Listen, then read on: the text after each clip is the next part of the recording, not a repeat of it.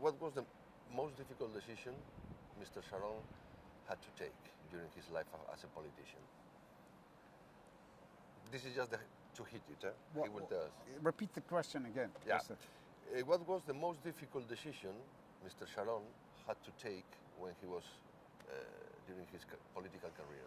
It depends. From a political point of view, I would say the most difficult decision was the decision to remove the settlements. Sorry, we're gonna do that again, eh? Yeah. From the beginning. Okay. Okay, I'll tell you. You tell me when it's good, huh? Yeah. Okay, I'm rolling now. Okay. We're here with Dr. Raanan Gissin, who was a close friend of former Israeli Prime Minister Ariel Sharon, and most importantly, you were his advisor and speaker for more than 15 years. So my first question is, what was the most difficult decision Sharon had to take? Difficult is a question that depends on his personality, on what he feels, what personally he feels. I think removing settlements from Gaza and from Judea and Samaria that he did was the most difficult thing for him.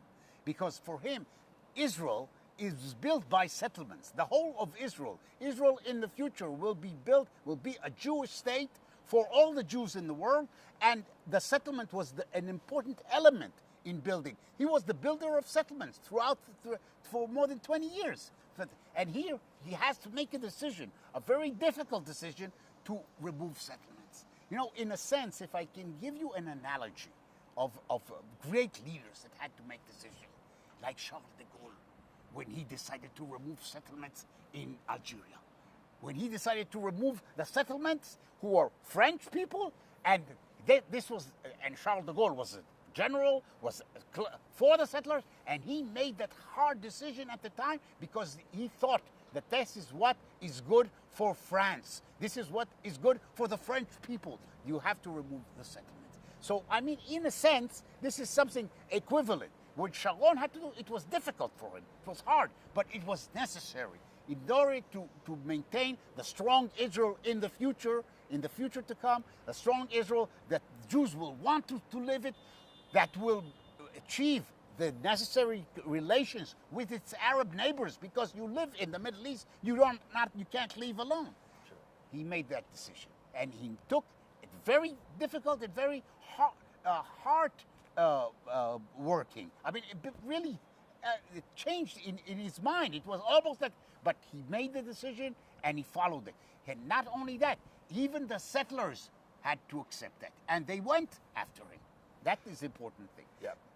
What was just the opposite question? What was the measure he was most proud of? Maybe this one also.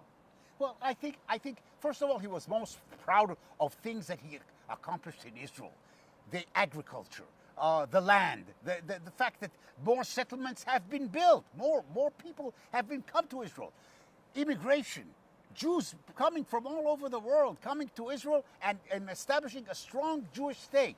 I think he was proud also that the strong Israel has a strong army, one of the strongest armies in the world. He was very proud of this because this is what enabled Israel to achieve he remembered his life experience in 1948 when he was almost killed in the battle for Latrun, when he was and with his people trying to save his members of his squad from and bringing them to safety, and dragging them. He himself was wounded, dragging his warriors with him to try to bring them to safety to the infirmary.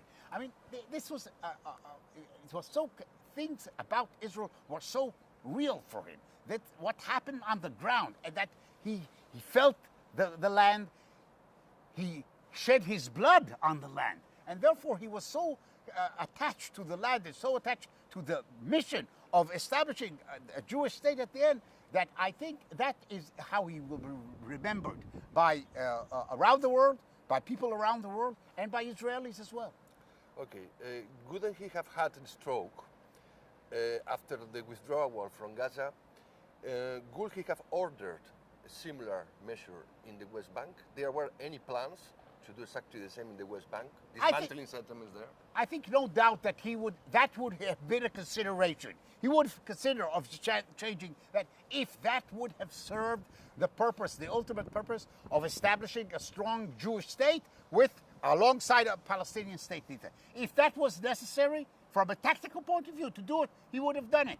I don't know whether eventually we would have reached a peace agreement with the Palestinians as we wished, but at least what he put in mind to do, he would set in mind, would do. And people, the important thing in Israel, you have to understand, we're a nation that is divided with so many differences and so many, that he was the one person that could take the people of Israel in the most difficult issue and that are it's clearly divided and make a decision to reach a different setup, that people will follow him, that people trusted him.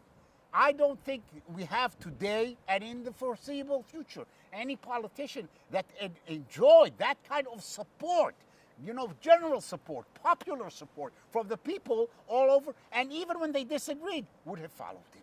And I think this is the strength of the leader. A great leader at a very difficult moment can make a hard decision and people will follow him. My last question, Professor Gissin, is did he ever, you know him very well, you were his close advisor, inner circle, so if it happened, I'm sure you have heard about it.